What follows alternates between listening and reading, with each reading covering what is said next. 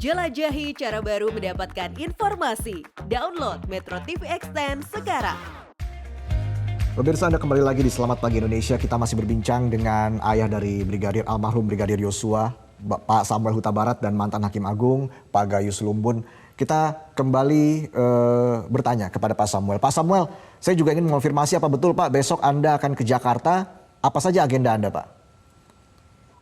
Ya, kalau soal ke Jakarta, soal agenda ya kita belum mengetahuinya. Cuman Metro TV melalui Mas Heru yang ada di Jambi menawarkan diundang oleh Metro TV mau ke Jakarta. Jadi realisasinya dan sebagainya belum ada keputusan. Tapi kalau ke sana, kalau nawan kami berdua dengan istri saya rasa hanya saya yang bisa. Tentu kalau soal langkah hukum kita tidak begitu memahami soal hukumnya, kita harus konfirmasi dulu dengan tim pengacara kita di Jakarta. Apakah kita adakan langkah hukum berikutnya atau bagaimana, tentu kita harus konfirmasi dulu. Baik. Tadi di awal Pak Gayus mengatakan bahwa bisa jadi ada intervensi terkait dengan putusan dari MA ini. Reaksi dari pihak keluarga seperti apa Pak terkait dengan adanya juga banyak pihak yang mengatakan bisa jadi ada intervensi dalam keputusan MA ini? Tentu memang kalau banyak pihak mengutarakan bahwa ada intervensi, ya kami selaku orang tua di Sungai Bahar, di sebuah pedesaan, kurang memahami hal itu.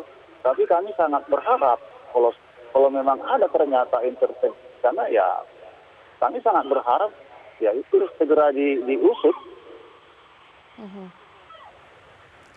Baik, ada dugaan intervensi Pak Gayus, kalau betul ada, apa implikasinya?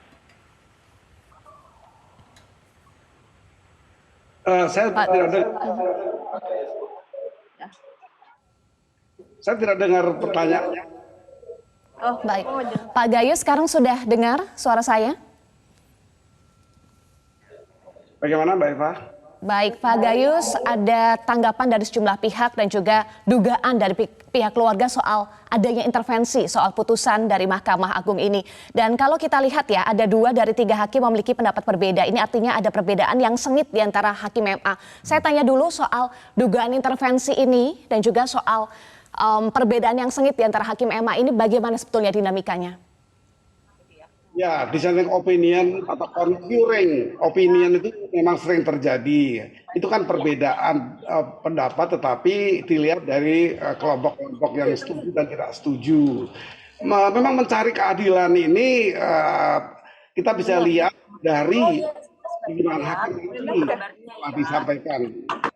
Tetapi kan sebelum disampaikan ada pedomannya untuk membayangkan apakah ini sudah adil apa tidak. Yang pertama, tentu ada pendekatan-pendekatan untuk memperhatikan putusan itu.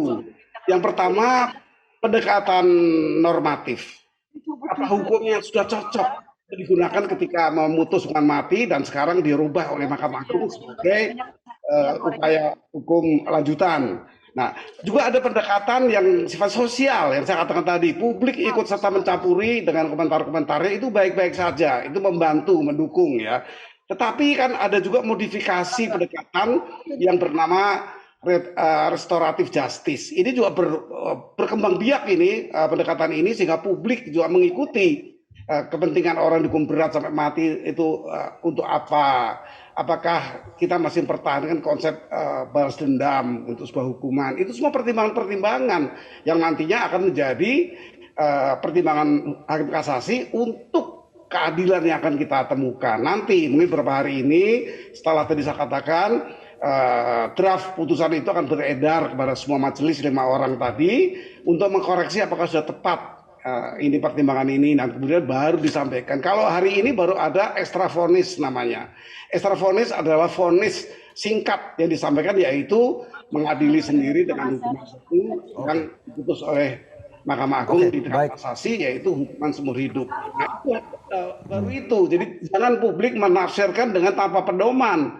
Menafsirkan ini ada kecurangan, intervensi. Nah, itu tentu nanti akan menjadi fakta ketika telah pertimbangan itu ditemukan, apalagi ada isu-isu atau fakta-fakta lain yang memang ada intervensi. Jadi sebaiknya kita tidak prejudice ya. Prejudice itu mengenai prasangka. Nah, prasangkanya buruk kalau kita memikir yang buruk. Di tingkat pertama kita hormati. Semua masih harus menghormati putusan tingkat pertama. Demikian pula kalau terjadi perubahan di tingkat selanjutnya, masyarakat apalagi orang yang melek hukum yang tahu harus menghormati. Ini putusan nanti kita ada di tingkat berikutnya, saya sebut PK tadi, peninjauan kembali. Di sana nanti kalau tidak ditambah ya jangan heran, memang begitu instrumen hukum yang mengatakan PK tidak menambah hukuman tetapi bisa mengurangi bahkan membebaskan. Nah, itu jangan kaget nanti intervensi apa lagi. Nah, oleh karena itu saya himbau agar tidak prejudice, kita mengikuti, mempertimbangkan dengan akal kita sebagai orang yang berlatar belakang hukum, apalagi orang yang pernah menjadi hakim walaupun di tingkat pertama ya, yang tidak tahu itu penerapan hukumnya apa, nanti Mahkamah Agung sudah mencampuri urusan adil tidak adil, mencampuri intervensi dan sebagainya. Mari kita dengan hati yang lapang menerima semua putusan tingkat pengadilan seperti kita dihukum mati ya kita semua harus terima. Walaupun nanti dikoreksi karena ada dasar koreksinya, begitu. Oke, baik. Pak Gayus, singkat saja, memang putusan dari pertimbangan dari putusan MA ini memang belum dirilis ya oleh MA, Pak Gayus. Tapi Anda melihat ini apa yang terjadi, Pak Gayus, sehingga ada dua hakim yang dissenting opinion begitu, Pak Gayus. Menurut Anda sebenarnya apa yang membuat perdebatan sangat sengit di antara hakim ini? Hakim punya kebebasan dalam memberikan putusan, ya, dalam memberikan verdict, memberikan putusan akhir atau strafmat, besaran hukuman. Tetapi hakim juga berhak menyamakan hukumannya, tapi berbeda dasar. Itu kebebasan hakim tiap-tiap secara individu menjadi majelis. Ini ada 5 di sini. Maka ya kalau 3 melawan 2 ya tentunya ada 2 cara. Bisa ditambah majelis atau bisa cukup 5 tetapi dilakukan voting atau suara terbanyak. Itu biasa terjadi dan itu jangan dimaknai dengan macam-macam pikiran yang prejudice tadi. Jadi saya akan mengatakan hormati putusan pengadilan. Saya mengomentari kasus sudah berkali-kali. Saya lebih cenderung kepada apa yang dieksaminasi perkara ini oleh 8 orang pakar hukum pidana di Jogja. Itu saya lebih sesuai pandangan saya. Ya, dicari saja apa itu yang mereka katakan dibanding dengan yang lain juga. Ada 200 orang lebih orang mengaku orang kampus ya, mengaku sebagai sahabat pengadilan. Kalau sahabat pengadilan tidak boleh mengintervensi, mengarahkan hakim, harus disampaikan di luar perkara ini. Perkara lain itu amicus curiae akan menjadi bermanfaat. Tapi kepada perkara yang sedang berjalan itu intervensi justru. Oke.